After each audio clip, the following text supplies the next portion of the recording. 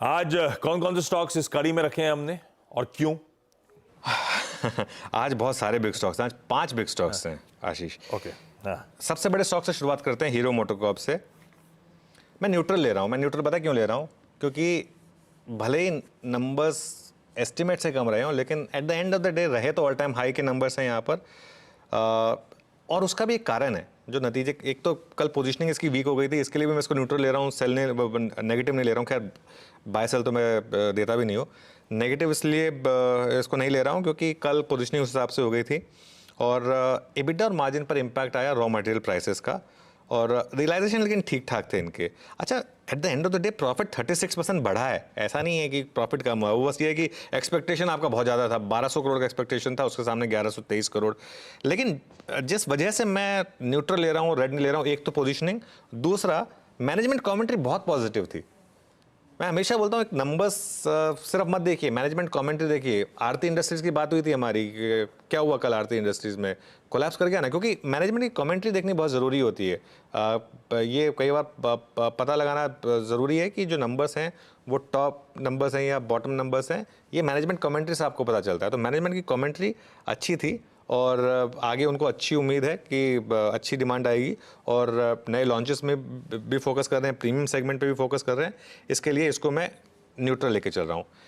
GMR airport को मैं green लेके चल रहा हूँ, हालांकि नंबर्स उसके ख़राब हैं, मतलब प्राइमा फेसी ख़राब है जीएमआर एयरपोर्ट के, लेकिन उसका मैं रीज़न बताता हूँ। एक तो कंपनी पैसा जुटा रही है, तो ऑब्वियसली एक्सपेंशन करने की तैयारी कर रही है कंपनी। दूसरा, रेवेन्यू 19% बढ़ा है, एबिटा 19.2% बढ़ा है, मार्जिन 37.3% रहा है। हाँ, 15 करोड़ के मुनाफे के सामने 338 करोड़ का लॉस है, लेकिन उसके दो कारण हैं। एक तो फिनेंस कॉस्ट बढ़ी है इनकी, और दूसरा पिछले क्वार्टर में, पिछले साल के इस क्वार्टर में एक वन टाइम गेन था। अच्छा, अब एक चीज़ सोचिए, फिनेंस कॉस्ट बढ़ी, इसका मतलब क्या है? डेट ज़्यादा है कंपनी की। अगर कंपनी QIP कर ले मान लीजिए, तो वो डेट अपने आप कम हो जाएगी। तो इसके लिए मैं इसको ग्रीन लेके चल रहा हूँ। और अगेन एक चीज़, पोजीशनिंग स्टॉक की काफ़ी ख़राब थी कल, इसके लिए मैं इसको ग्रीन लेके चल रहा हूँ। लेकिन एक चीज़ ध्यान रखिए, जो भी हम बोल रहे हैं ना, वो मार्केट के सेटअप के हिसाब से आपको देखना है कि मार्केट कैसा रहेगा। GNFC को ग्रीन लेके चल रहे हैं, नंबर्स अच्छे हैं। बस ये है कि GNFC के केस में भी अगेन ये केमिकल फर्टिलाइजर कंपनी है, तो थोड़ा मार्केट का रिएक्शन देख लेते हैं, कहीं वही आरती वाला मामला ना हो जाए यहाँ पर भी। लेकिन GNFC के नंबर अच्छे हैं, प्रॉफिट 22% बढ़ा है, EBITDA 46% बढ़ा है, और ये जो अगस्त में इनका जो दहेज का प्लांट है, ये वापस रिस्टार्ट होने की उम्मीद है यहाँ पर, इसके लिए। और फाइनली हिंदुस्तान जिंक और वेदांता, ये दोनों स्टॉक्स, इसमें वेदांता को ग्रीन में लेकर चल रहे हैं क्योंकि वेदांता के पास पैसा आएगा, हिंदुस्तान जिंक को रेड में लेकर चल रहे हैं क्योंकि यहाँ पर माल बिकेगा, तो ऑब्वियसली वो उसका एक इम्पैक्ट है। 2.6% हिस्सा बेचने वाली है इसमें वेदांता हिंदुस्तान जिंक में, ऑफर फॉर सेल के थ्रू। और अगर जून 2024 की आप हिस्सेदारी देखें, वेदांता की 64.92 थी, गवर्नमेंट ऑफ इंडिया की 29.54 और LIC की 2.76। करंट मार्केट प्राइस पर 11 करोड़ शेयरों की value 6400 crore.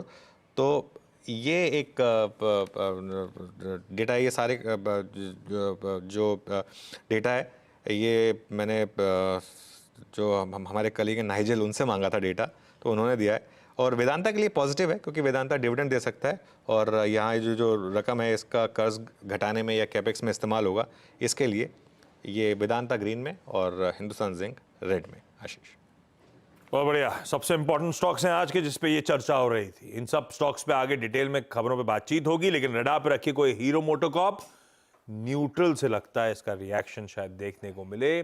GMR airports on the face of it कमजोर, लेकिन इंटरनल्स इतने बुरे नहीं। GNFC रडार पे अपने नंबर्स के बाद, और साथ में वो वेदांता और हिंदुस्तान जिंक, एक पेरेंट कंपनी जो अपनी आर्म में OFS लाने की, कुछ स्टेक रिड्यूस करने की कर रही है तैयारी। इस केस में हिंदुस्तान जिंक में वेदांता स्टेक बेच रही है। ये सारी अपडेट्स हैं, इन पे और डिटेल में आऊंगा, आगे बातचीत करूंगा, लेकिन रखिए ये आज के दिग्गज स्टॉक्स रडार पे।